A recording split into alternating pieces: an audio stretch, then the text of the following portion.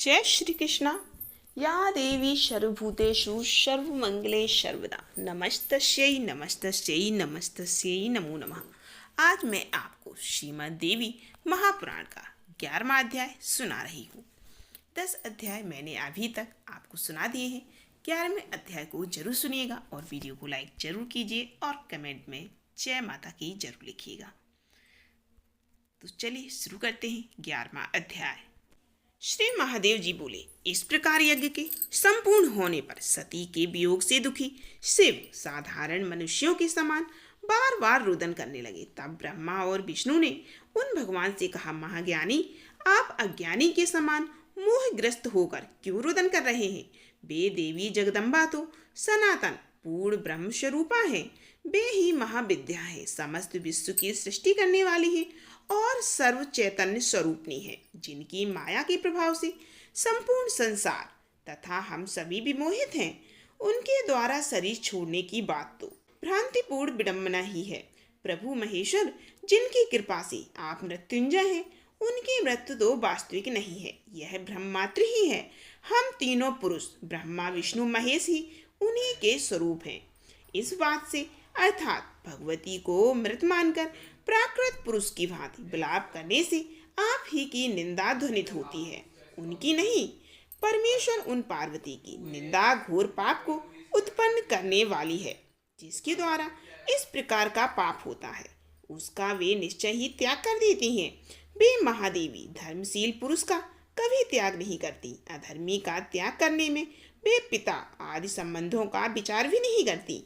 उनका संबंध तो मात्र धर्म से ही रहता है, न कि लौकिक कारणों से। जो धर्माचरण करता है वही उनका पिता माता और बांधव है। जो अधर्म करने वाला है वह उनका बांधव नहीं है, परम शत्रु है। इसी कारण भगवान शिव की निंदा रूपी रात में रथ देखकर दक्ष प्रजापति का उन महेश्वरी ने त्याग कर दिया। यदि वे पराम्बा दक्ष की पुत्री के भाव में स्थित होती तो दुर्दांत दक्ष प्रजापति का दमन कैसे होता?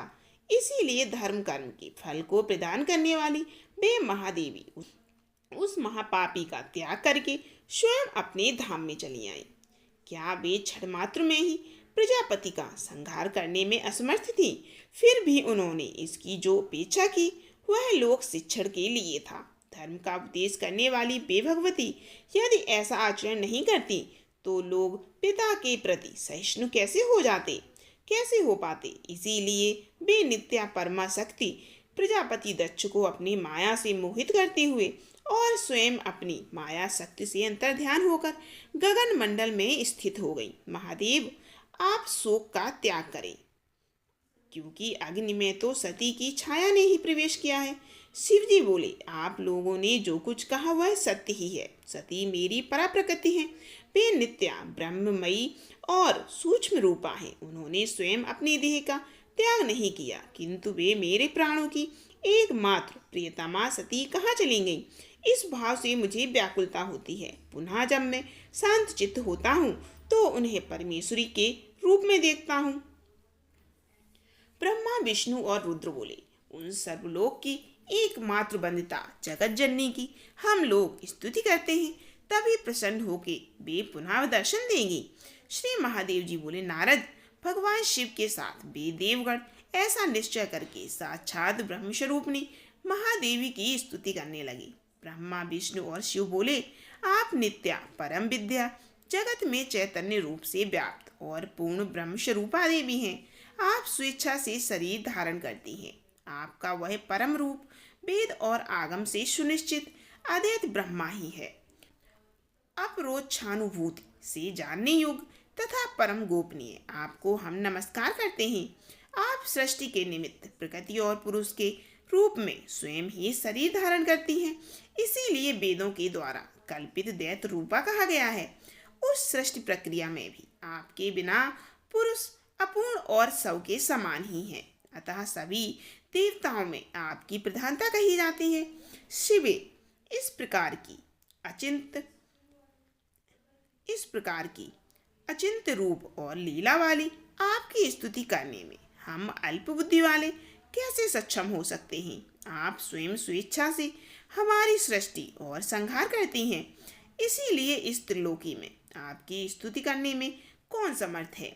सभी ज्ञानी जन भी सामान्य मनुष्यों की भांति आपकी माया से मोहित हैं, तो हम आप परमेश्वरी की वंदना करने में कैसे समर्थ हो सकते हैं। आप ही हमारी चेतना, बुद्धि और शक्ति हैं। आपके बिना हम सभी शव की तरह हैं, अतः हम आपकी स्तुति कैसे करें। आप त्रिगुणात्मक बंधन से बांधकर अपनी माया से अज्ञानियों की भांति हमें भी भ्रांत कर रही हैं, अतः आपके यथार्थ स्वरूप को कौन जान सकता है। परमेश्वरी, दक्ष प्रजापति के घर में हम लोगों ने आपके उस रूप के दर्शन किए थे। कृपा पूर्वक उसी प्रकार हमें पुनः दर्शन दे। जगत को धारण करने वाली आप महेश्वरी को न देखकर हम कांतिहीन हो गए हैं। इस कारण शव के समान हम आपको अपनी आत्मा तथा प्राण के रूप में देखते हैं। श्री महादेव जी बोले। इस प्रकार स्तुति करने पर महादेवी ने देवताओं के विषाद और शिव की विकलता देखकर आकाश में उन्हें दर्शन दिया। भगवती काली जिस रूप में दक्ष के यज्ञ में आई थी और अपनी माया के द्वारा उनकी छाया जिस प्रकार अग्नि में प्रविष्ट हुई थी, उस मूल प्रगति को उन्होंने निर्मेष दृष्टि से देखा। उन महादेवी ने शिव से कहा, महादेव, आप स्थिर चित्त हो। मैं स्वयं हिमालय की पुत्री बनकर तथा मैना के गर्भ से जन्म लेकर पुनः आपको प्राप्त करूंगी। यह मैं आपसे सत्य कहती हूँ। महेश्वर, मैंने आपका परित्याग कभी नहीं किया। आप ही मुझ महाकाली के हृदय स्थान और परम आश्रय हैं। इसी से आप जगत संहारक महाकाल कहे जाते हैं। आपने प्रभुता के अभिमान से मुझे कुछ कहा था, उसी अपराध के कारण मैं आपकी साक्षात पत्नी के रूप में कुछ समय तक नहीं रह सकती। शिव, आप शांत चित्त हो जाएं। शंभु, मैं आपको एक उपाय बताती हूँ, उसे ही आप संपन्न करें, तब निश्चय ही आप मुझे पहले से भी अधिक सुंदर स्वरूप में पुनः प्राप्त करेंगे। महेश्वर शिव दक्ष की यज्ञाग्नि में मेरे जिस छाया शरीर ने प्रवेश किया था, उसे सिर पर लेकर मेरी प्रार्थना करके आप इस पृथ्वी पर भ्रमण करें। वह मेरा छाया शरीर अनेक खंडों में होकर पृथ्वी पर गिरेगा और उस स्थान पर पापों का नाश करने वाला महान शक्तिपीठ उदित होगा। जहाँ योनि भाग गिरेगा, वह सर्वोत्तम शक्तिपीठ होगा। वहाँ रहकर तपस्या करके आप मुझे पुनः प्राप्त करेंगे। मुनिश्रेष्ठ, ऐसा कहकर और महादेव को बार बार आश्वासन देकर वे देवी अंतर्ध्यान हो गईं। मुनि आदि श्रेष्ठ देवगण अपने अपने लोकों को चले गए और शिवजी पुनः दक्ष के घर में आकर, प्रिय सती सती ऐसा कहते हुए सामान्य जन के समान रोदन करने लगे। यज्ञशाला में प्रवेश करके उन्होंने सती के छाया शरीर को दैदीप्यमान देखा। वह शरीर भूमि पर स्थित था, नेत्र मुदे हुए थे एवं सभी अंगों से परिपूर्ण था। सती की उस छाया को सहज भाव में सोई हुई सी देखकर शोक से व्याकुल हृदय होकर शिव ने इस प्रकार कहा, सती, मैं तुम्हारा पति तुम्हारे पास आया हूँ, तुम उठो। पहले की भांति मुझसे वार्तालाप क्यों नहीं कर रही हो। अपराधी मुझे एवं दक्ष को शोक के महासमुद्र में गिराकर अपनी माया से हमें मोहित करती हुई तुम स्वयं अंतर्ध्यान हो गई हो।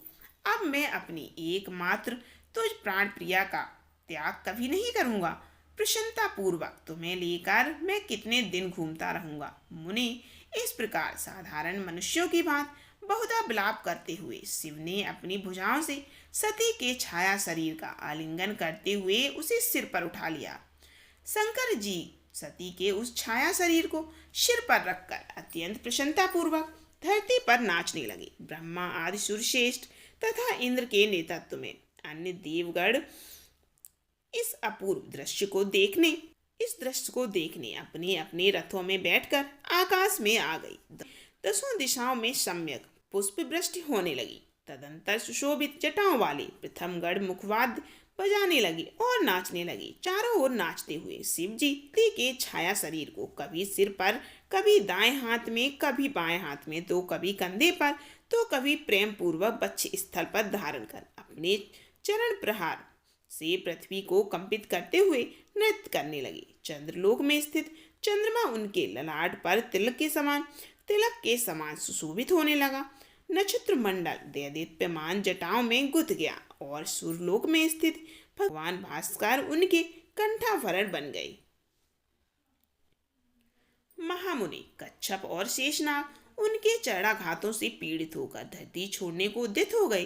अत्यंत वेग पूर्वक नृत्य करने से प्रचंड वायु बहने लगी, जिसके कारण सुमेरु आदि बड़े बड़े पर्वत वृक्षों के समान कांपने लगे। इस प्रकार चराचर जगत को क्षुब्ध करते हुए और सती के छाया शरीर को सिर पर धारण किए नटराज शिव संपूर्ण पृथ्वी पर घूमते रहे और वे प्रसन्नता पूर्वक मन में ऐसा सोचने लगे, सती तुम मेरी पत्नी हो, इसीलिए मैं लोकलाज छोड़कर तुम्हारी छाया को सिर पर ढो रहा हूँ।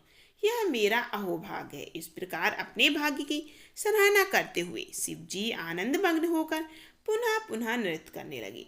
इससे सारा संसार अत्यंत क्षुब्ध होने गया। पक्षीगण मृतक के समान हो गए और लोग अकाल प्रलय की कल्पना करने लगे। ब्रह्मा जी की आज्ञा से ऋषिगण महान स्वास्थ्य वाचन करने लगे। देवताओं को चिंता हुई कि यह कैसी विपत्ति आ गई। वे सोचने लगे कि अब संसार की रक्षा का कोई उपाय नहीं दिखता। इस दक्ष ने शिवजी से द्वेष करने के कारण ऐसा कुयज्ञ प्रारंभ किया जिससे इस संसार सहित हम सबका नाश हो जाएगा। बिगुड़े नेत्र वाले सर्वप्रथम शिवजी तो आनंद में मतवाले होकर सृष्टि पर आई इस विपत्ति का विचार नहीं कर रहे हैं। वे जगत संहारक रुद्र कैसे शांत होंगे। भगवान विष्णु बोले, देवगणों मैं एक उपाय बताता हूँ, आप लोग उसका प्रयत्न करें। महादेवी ने पहले ऐसा कहा था कि सती का छाया शरीर भूतल पर अनेक खंडों में निश्चय ही गिरेगा और जहाँ जहाँ इस देह के खंड गिरेंगे उन उन स्थानों पर शक्तिपीठ रूप पुण्य तीर्थ का उदय होगा। उन देवी ने जो कुछ भी कहा है वह कभी असत्य नहीं होगा। सती का छाया शरीर भूतल पर अवश्य गिरेगा। अतः सृष्टि की रक्षा के लिए मैं महान साहस करके परमानंद शिव के सिर पर स्थित सती के छाया शरीर को समर्थ सदाशिव के अनजाने में सुदर्शन चक्र से टुकड़े टुकड़े कर गिराऊंगा। मेरे द्वारा ऐसा करने पर शिव जी के कोप से निश्चय ही वे ब्रह्ममयी जगत पालन कारणी महादेवी मेरी रक्षा करेंगी। देवी बोली, प्रभु विष्णु जगन्नाथ, आप यदि ऐसा करें तभी जगत की रक्षा होगी, नहीं तो प्रलय हो जाएगा।